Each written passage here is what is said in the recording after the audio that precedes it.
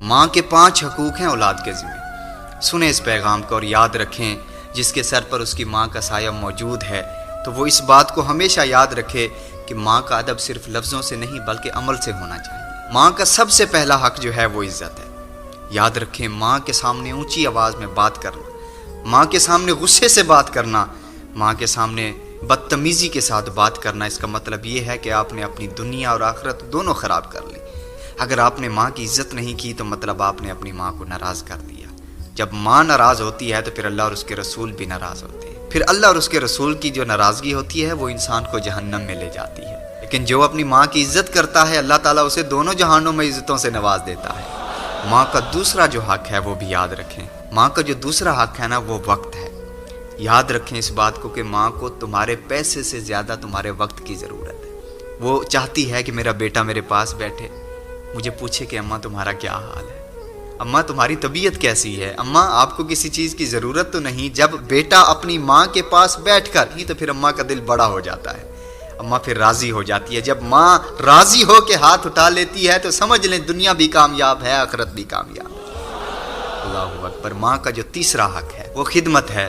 جب ماں کی خدمت کرنے کا وقت آئے نا تو صرف اتنا سوچ لیا کریں کہ جب آپ چھوٹے تھے، آپ ایک بار تھوڑا سا روتے تھے تو ماں تڑپ کے تمہارے پاس دوڑی چلی آتی تھی۔ اس نے اپنی راتوں کی نیند تمہارے سکون کے لیے قربان کر دی، اس نے اپنے سارے سکھ تم پہ لٹا دیے۔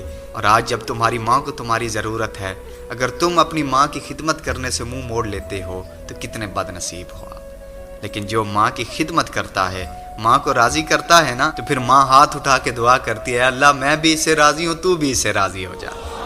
اللہ اکبر۔ ماں کا چوتھا حق بھی یاد رکھیں۔ ماں کا چوتھا حق جو ہے وہ ہے دعا لینا۔ جب آپ اپنی ماں کی خدمت کرتے ہیں، ادب احترام کرتے ہیں، اپنی ماں کو راضی کرتے ہیں تو ماں دعا دیتی ہے۔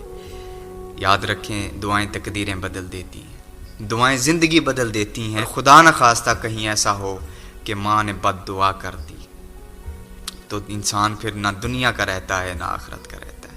وہ دنیا میں بھی ذلیل ہے، وہ آخرت میں بھی ذلیل ہے۔ اس لیے کوشش کریں کہ ماں کو راضی کریں اور ماں کی دعائیں لیں۔ اور پھر 5واں حق ماں کا جو اپنی اولاد پر ہے وہ ہے صبر۔